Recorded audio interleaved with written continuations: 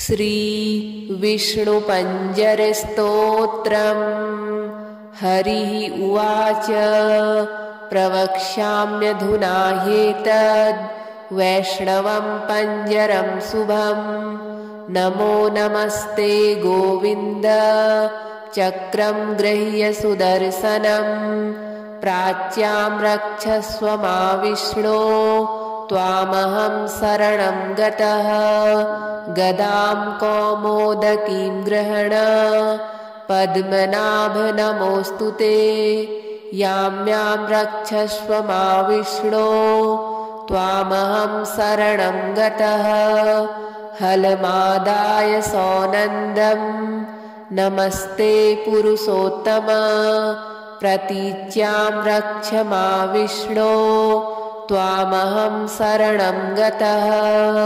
मुसलं सातनं गृह्य पुण्डरीकाक्ष रक्ष माम्। उत्तरस्यां जगन्नाथ भवन्तं शरणं गतः।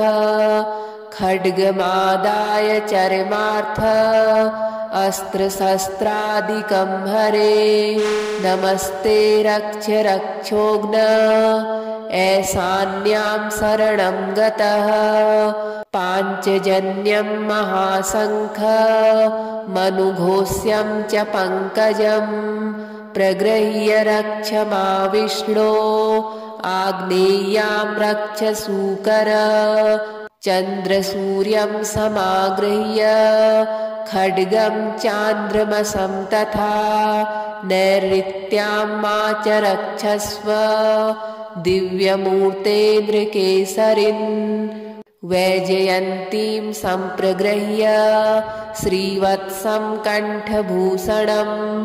वायव्यां रक्ष मा देव हयग्रीव नमोऽस्तु ते।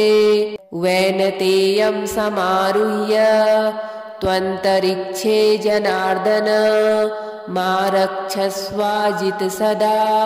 नमस्तेस्त्वपराजित विशालाक्षं समारुह्य रक्ष मा त्वं रसातले। अकूपार नमस्तुभ्यं महामीन नमोऽस्तु ते। करशीर्षाद्य अङ्गुलीषु सत्यत्वं बाहुपञ्जरं। कृत्वा रक्षस्व मा विष्णो नमस्ते पुरुषोत्तम। एतदुक्तं शङ्कराय वैष्णवं पञ्जरं महत्। पुरा रक्षार्थमीशान्यः कात्यायन्या वृषध्वज। नाशयामास सायेन चामरं महिषासुरं। दानवं रक्तबीजं च अन्याश्च सुरकण्टकान्। एतज्जपन्नरो भक्त्या शत्रून् विजयते सदा। हरिः उवाच प्रवक्ष्याम्यधुना ह्येतद् वैष्णवं पञ्जरं शुभम्। नमो नमस्ते गोविन्द चक्रं गृह्य सुदर्शनम्। प्राच्यां रक्षस्व मा विष्णो त्वामहं शरणं गतः। गदां कौमोदकीं गृह्ण पद्मनाभ नमोऽस्तु ते।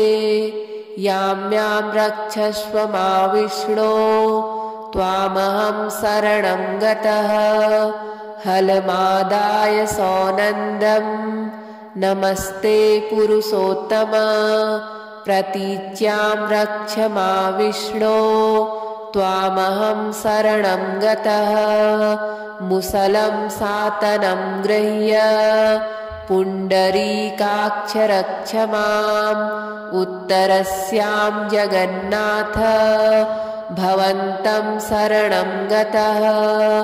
खड्गमादाय चर्मार्थ अस्त्रशस्त्रादिकं हरे। नमस्ते रक्ष रक्षोघ्न ऐशान्यां शरणं गतः। पाञ्चजन्यं महाशङ्ख मनुघोष्यं च पङ्कजं। प्रगृह्य रक्ष मा विष्णो आग्नेयां रक्षसूकर चन्द्रसूर्यं समागृह्य खड्गं चान्द्रमसं तथा नैऋत्यां मा च रक्षस्व दिव्यमूर्ते नृकेसरिन् वैजयन्तीं सम्प्रगृह्य श्रीवत्सं कण्ठभूषणम् वायव्यां रक्ष मा देव हयग्रीव नमोऽस्तु ते वैनतेयं समारुह्य त्वन्तरिक्षे जनार्दन मा रक्षस्वाजित सदा नमस्ते स्वपराजित विशालाक्षं समारुह्य रक्ष मा त्वं रसातले अकूपार नमस्तुभ्यं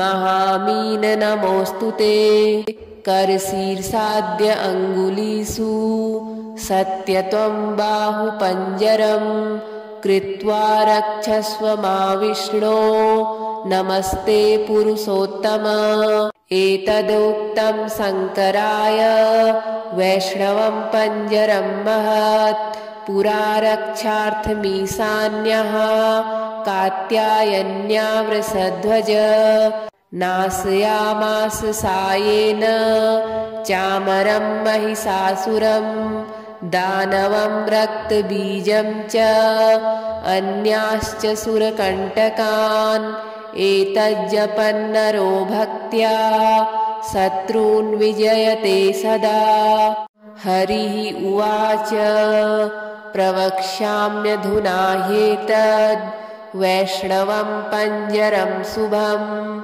नमो नमस्ते गोविन्द चक्रं गृह्य सुदर्शनं प्राच्यां रक्षस्व मा विष्णो त्वामहं शरणं गतः गदां कौमोदकीं गृह्ण पद्मनाभ नमोऽस्तु ते यां रक्षस्व मा विष्णो त्वामहं शरणं गतः हलमादाय सौनन्दं नमस्ते पुरुषोत्तम प्रतीच्यां रक्ष मा विष्णो त्वामहं शरणं गतः मुसलं सातनं गृह्य पुण्डरीकाक्ष रक्ष माम् उत्तरस्यां जगन्नाथ भवन्तं शरणं गतः खड्गमादाय चर्मार्थ अस्त्रशस्त्रादिकं हरे नमस्ते रक्ष रक्षोघ्न ऐशान्यां शरणं गतः पाञ्चजन्यं महाशङ्ख मनुघोष्यं च पङ्कजं प्रगृह्य रक्ष मा विष्णो आग्नेयां रक्ष सूकर चन्द्रसूर्यं समागृह्य खड्गं चान्द्रमसं तथा नैऋत्यां मा च रक्षस्व दिव्यमूर्ते नृकेसरिन् वैजयन्तीं सम्प्रगृह्य श्रीवत्सं कण्ठभूषणम् वायव्यां रक्ष मा देव हयग्रीव नमोऽस्तु ते वैनतेयं समारुह्य त्वन्तरिक्षे जनार्दन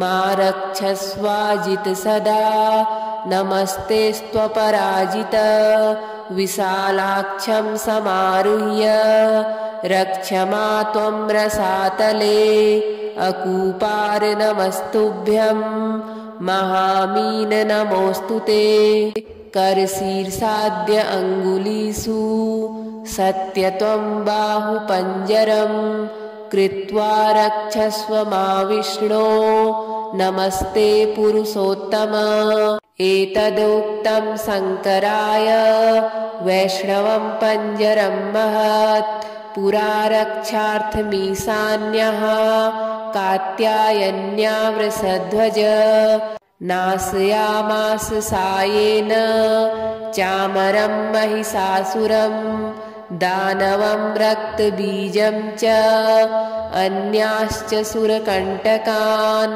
एतज्जपन्नरो भक्त्या शत्रून् विजयते सदा। हरिः उवाच प्रवक्ष्याम्यधुना ह्येतद् वैष्णवं पञ्जरं शुभं। नमो नमस्ते गोविन्द चक्रं गृह्य सुदर्शनं। प्राच्यां रक्षस्व मा विष्णो त्वामहं शरणं गतः। गदां कौमोदकीं गृह्ण पद्मनाभ नमोऽस्तु ते। यां यां रक्षस्व मा विष्णो त्वामहं शरणं गतः। हलमादाय सौनन्दं नमस्ते पुरुषोत्तम।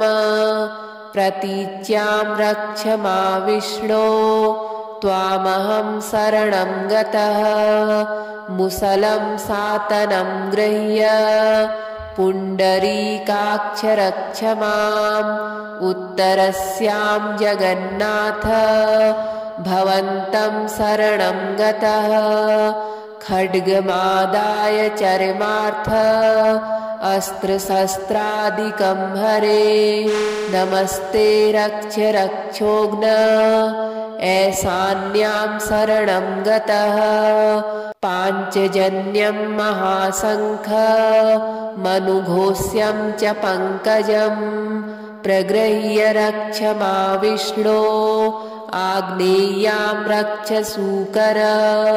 चन्द्रसूर्यं समागृह्य खड्गं चान्द्रमसं तथा।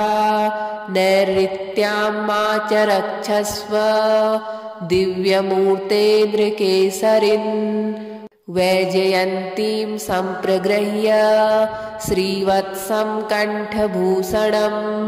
वायव्यां रक्ष मा देव हयग्रीव नमोऽस्तु ते। वैनतेयं समारुह्य त्वन्तरिक्षे जनार्दन। मा रक्षस्वाजित सदा नमस्तेस्त्वपराजित। विशालाक्षं समारुह्य रक्ष मा त्वं रसातले। अकूपार नमस्तुभ्यं महामीन नमोऽस्तु ते। करशीर्षाद्य अङ्गुलीषु सत्यत्वं बाहुपञ्जरं। कृत्वा रक्षस्व मा विष्णो नमस्ते पुरुषोत्तम। एतदुक्तं शङ्कराय वैष्णवं पञ्जरं महत्। पुरा रक्षार्थमीशान्यः कात्यायन्या वृषध्वज। नाशयामास सायेन चामरं महिषासुरं। दानवं रक्तबीजं च अन्याश्च सुरकण्टकान्। एतज्जपन्नरो भक्त्या शत्रून् विजयते सदा। हरिः उवाच प्रवक्ष्याम्यधुना ह्येतद् वैष्णवं पञ्जरं शुभं। नमो नमस्ते गोविन्द चक्रं गृह्य सुदर्शनं। प्राच्यां रक्षस्व मा विष्णो त्वामहं शरणं गतः। गदां कौमोदकीं गृह्ण पद्मनाभ नमोऽस्तु ते। यां यां रक्षस्व मा विष्णो त्वामहं शरणं गतः। हलमादाय सौनन्दं नमस्ते पुरुषोत्तम। प्रतीच्यां रक्ष मा विष्णो त्वामहं शरणं गतः। मुसलं सातनं गृह्य पुण्डरीकाक्ष रक्ष माम्। उत्तरस्यां जगन्नाथ भवन्तं शरणं गतः। खड्गमादाय चर्मार्थ अस्त्रशस्त्रादिकं हरे। नमस्ते रक्ष रक्षोघ्न ऐशान्यां शरणं गतः। पाञ्चजन्यं महाशङ्ख मनुघोष्यं च पङ्कजं। प्रगृह्य रक्षमाविष्णो आग्नेयां रक्षसूकर चन्द्रसूर्यं समागृह्य खड्गं चान्द्रमसं तथा नैऋत्यां मा च रक्षस्व दिव्यमूर्ते नृकेसरिन् वैजयन्तीं सम्प्रगृह्य श्रीवत्सं कण्ठभूषणम् वायव्यां रक्षमादेव हयग्रीव नमोऽस्तु ते वैनतेयं समारुह्य त्वन्तरिक्षे जनार्दन मा रक्षस्वाजित सदा नमस्ते स्वपराजित विशालाक्षं समारुह्य रक्षमा त्वं रसातले अकूपार नमस्तुभ्यं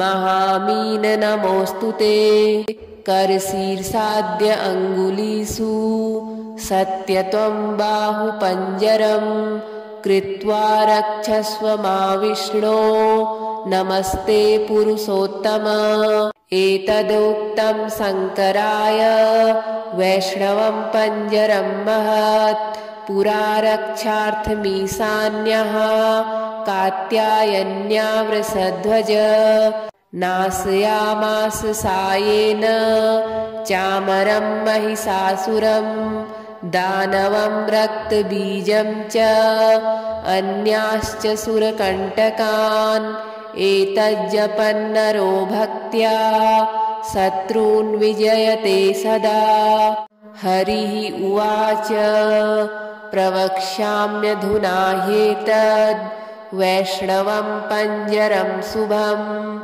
नमो नमस्ते गोविन्द चक्रं गृह्य सुदर्शनं प्राच्यां रक्षस्व मा विष्णो त्वामहं शरणं गतः गदां कौमोदकीं गृह्ण पद्मनाभ नमोऽस्तु ते यां रक्षस्व मा विष्णो त्वामहं शरणं गतः हलमादाय सौनन्दं नमस्ते पुरुषोत्तम प्रतीच्यां रक्ष मा विष्णो त्वामहं शरणं गतः मुसलं सातनं गृह्य पुण्डरीकाक्ष रक्ष माम् उत्तरस्यां जगन्नाथ भवन्तं शरणं गतः खड्गमादाय चर्मार्थ अस्त्रशस्त्रादिकं हरे नमस्ते रक्ष रक्षोघ्न ऐशान्यां शरणं गतः पाञ्चजन्यं महाशङ्ख मनुघोष्यं च पङ्कजं प्रगृह्य रक्ष मा विष्णो आग्नेयां रक्ष सूकर चन्द्रसूर्यं समागृह्य खड्गं चान्द्रमसं तथा नैऋत्यां मा च रक्षस्व दिव्यमूर्ते नृकेसरिन् वैजयन्तीं सम्प्रगृह्य श्रीवत्सं कण्ठभूषणं वायव्यां रक्ष मा देव हयग्रीव नमोऽस्तु ते वैनतेयं समारुह्य त्वन्तरिक्षे जनार्दन मा रक्षस्वाजित सदा नमस्ते स्वपराजित विशालाक्षं समारुह्य रक्ष मा त्वं रसातले अकूपार नमस्तुभ्यं महामीन नमोऽस्तु ते करशीर्षाद्य अङ्गुलीषु सत्यत्वं बाहुपञ्जरं कृत्वा रक्षस्व मा विष्णो नमस्ते पुरुषोत्तम एतदुक्तं शङ्कराय वैष्णवं पञ्जरं महत् पुरा रक्षार्थमीशान्यः कात्यायन्या वृषध्वज नाशयामास सायेन चामरं महिषासुरं दानवं रक्तबीजं च अन्याश्च सुरकण्टकान् एतज्जपन्नरो भक्त्या शत्रून् विजयते सदा। हरिः उवाच प्रवक्ष्याम्यधुना ह्येतद् वैष्णवं पञ्जरं शुभं। नमो नमस्ते गोविन्द चक्रं गृह्य सुदर्शनं। प्राच्यां रक्षस्व मा विष्णो त्वामहं शरणं गतः। गदां कौमोदकीं गृह्ण पद्मनाभ नमोऽस्तु ते। यां यां रक्षस्व मा विष्णो त्वामहं शरणं गतः। हलमादाय सौनन्दं नमस्ते पुरुषोत्तम। प्रतीच्यां रक्ष मा विष्णो त्वामहं शरणं गतः। मुसलं सातनं गृह्य पुण्डरीकाक्ष रक्ष माम्। उत्तरस्यां जगन्नाथ भवन्तं शरणं गतः। खड्गमादाय चर्मार्थ अस्त्रशस्त्रादिकं हरे। नमस्ते रक्ष रक्षोघ्न ऐशान्यां शरणं गतः। पाञ्चजन्यं महाशङ्ख मनुघोष्यं च पङ्कजं। प्रगृह्य रक्ष मा विष्णो आग्नेय्यां रक्ष सूकर। चन्द्रसूर्यं समागृह्य खड्गं चान्द्रमसं तथा। नैऋत्यां मा च रक्षस्व दिव्यमूर्ते नृकेसरिन्। वैजयन्तीं सम्प्रगृह्य श्रीवत्सं कण्ठभूषणम्। वायव्यां रक्ष मा देव हयग्रीव नमोऽस्तु ते। वैनतेयं समारुह्य त्वन्तरिक्षे जनार्दन मा रक्षस्वाजित सदा। नमस्ते स्वपराजित विशालाक्षं समारुह्य रक्ष मा त्वं रसातले। अकूपार नमस्तुभ्यं महामीन नमोऽस्तु ते। करशीर्षाद्य अङ्गुलीषु सत्यत्वं बाहुपञ्जरं। कृत्वा रक्षस्व मा विष्णो नमस्ते पुरुषोत्तम।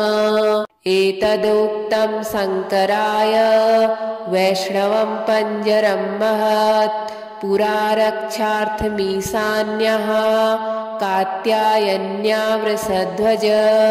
नाशयामास सायेन चामरं महिषासुरं। दानवं रक्तबीजं च अन्याश्च सुरकण्टकान् एतज्जपन्नरो भक्त्या शत्रून् विजयते सदा। हरिः उवाच प्रवक्ष्याम्यधुना ह्येतद् वैष्णवं पञ्जरं शुभं। नमो नमस्ते गोविन्द चक्रं गृह्य सुदर्शनं। प्राच्यां रक्षस्व मा विष्णो त्वामहं शरणं गतः। गदां कौमोदकीं गृह्ण पद्मनाभ नमोऽस्तु ते। यां यां रक्षस्व मा विष्णो त्वामहं शरणं गतः। हलमादाय सौनन्दं नमस्ते पुरुषोत्तम। प्रतीच्यां रक्ष मा विष्णो त्वामहं शरणं गतः। मुसलं सातनं गृह्य पुण्डरीकाक्ष रक्ष माम्। उत्तरस्यां जगन्नाथ भवन्तं शरणं गतः। खड्गमादाय चर्मार्थ अस्त्रशस्त्रादिकं हरे।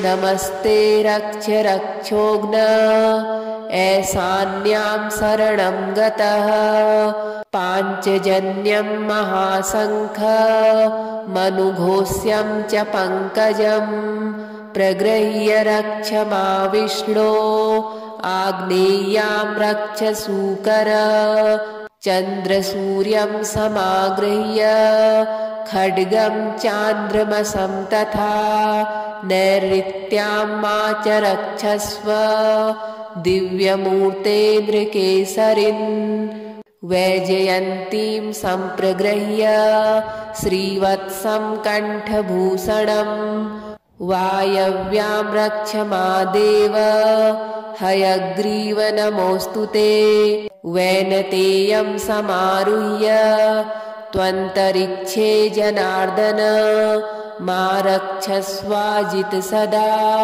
नमस्ते स्वपराजित विशालाक्षं समारुह्य रक्षमा त्वं रसातले अकूपार नमस्तुभ्यं महामीन नमोऽस्तु ते करशीर्षाद्य अङ्गुलीषु सत्यत्वं बाहुपञ्जरं कृत्वा रक्षस्व मा विष्णो नमस्ते पुरुषोत्तम एतदुक्तं शङ्कराय वैष्णवं पञ्जरं महत् पुरा रक्षार्थमीशान्यः कात्यायन्या वृषध्वज नाशयामास सायेन चामरं महिषासुरं दानवं रक्तबीजं च अन्याश्च सुरकण्टकान् एतज्जपन्नरो भक्त्या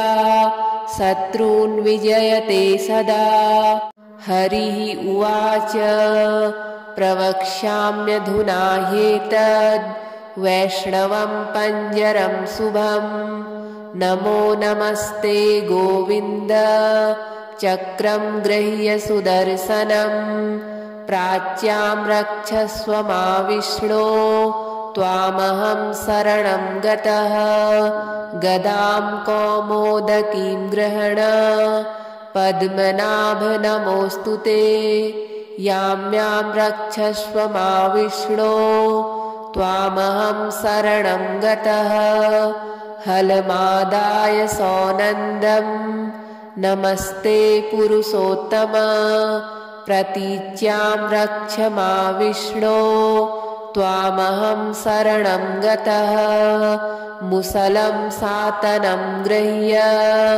पुण्डरीकाक्ष रक्ष माम् उत्तरस्यां जगन्नाथ भवन्तं शरणं गतः खड्गमादाय चर्मार्थ अस्त्रशस्त्रादिकं हरे नमस्ते रक्ष रक्षोघ्न ऐशान्यां शरणं गतः पाञ्चजन्यं महाशङ्खमनुघोष्यं च पङ्कजं प्रगृह्य रक्ष मा विष्णो आग्नेय्यां रक्ष सूकर चन्द्रसूर्यं समागृह्य खड्गं चान्द्रमसं तथा नैऋत्यां मा च रक्षस्व दिव्यमूर्ते नृकेसरिन् वैजयन्तीं सम्प्रगृह्य श्रीवत्सं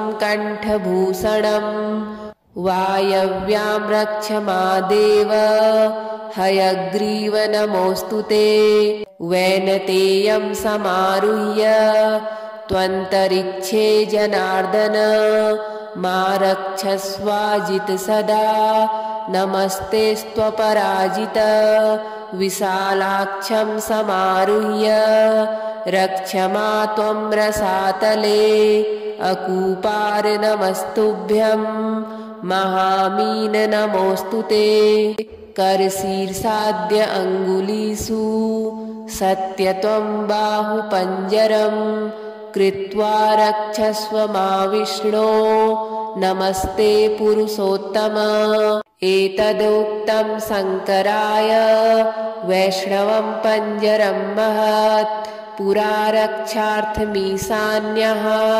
कात्यायन्या वृषध्वज नाशयामास सायेन चामरं महिषासुरं दानवं रक्तबीजं च अन्याश्च सुरकण्टकान् एतज्जपन्नरो भक्त्या शत्रून् विजयते सदा।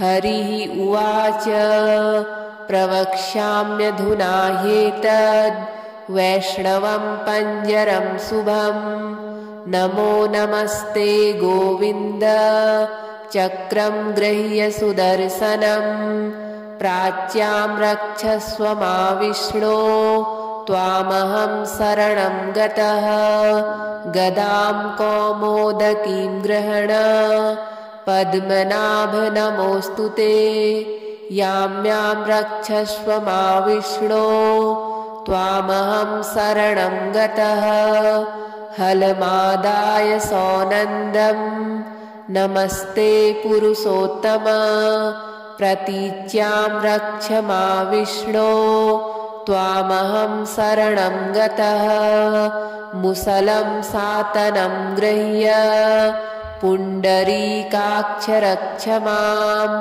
उत्तरस्यां जगन्नाथ भवन्तं शरणं गतः खड्गमादाय चर्मार्थ अस्त्रशस्त्रादिकं हरे नमस्ते रक्ष रक्षोघ्न ऐशान्यां शरणं गतः पाञ्चजन्यं महाशङ्ख मनुघोष्यं च पङ्कजं प्रगृह्य रक्ष मा विष्णो आग्नेयां रक्ष सूकर चन्द्रसूर्यं समागृह्य खड्गं चान्द्रमसं तथा नैऋत्यां मा च रक्षस्व दिव्यमूर्ते नृकेसरिन् वैजयन्तीं सम्प्रगृह्य श्रीवत्सं कण्ठभूषणं वायव्यां रक्ष मा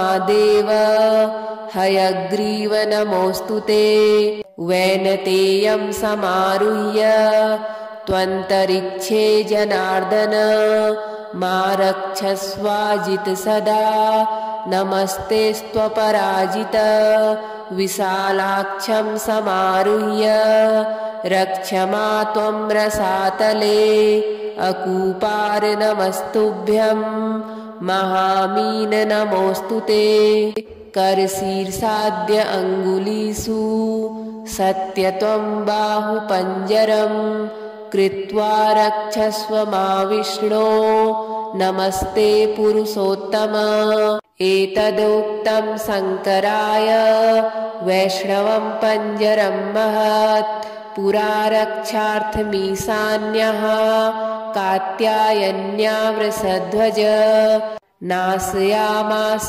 सायेन चामरं महिषासुरं दानवं रक्तबीजं च अन्याश्च सुरकण्टकान् एतज्जपन्नरो भक्त्या शत्रून् विजयते सदा। हरिः उवाच प्रवक्ष्याम्यधुना ह्येतद् वैष्णवं पञ्जरं शुभं नमो नमस्ते गोविन्द चक्रं गृह्य सुदर्शनं प्राच्यां रक्षस्व मा विष्णो त्वामहं शरणं गतः गदां कौमोदकीं गृह्ण पद्मनाभ नमोऽस्तु ते यां रक्षस्व मा विष्णो त्वामहं शरणं गतः हलमादाय सौनन्दं नमस्ते पुरुषोत्तम प्रतीच्यां रक्ष मा विष्णो त्वामहं शरणं गतः मुसलं सातनं गृह्य पुण्डरीकाक्ष रक्ष माम्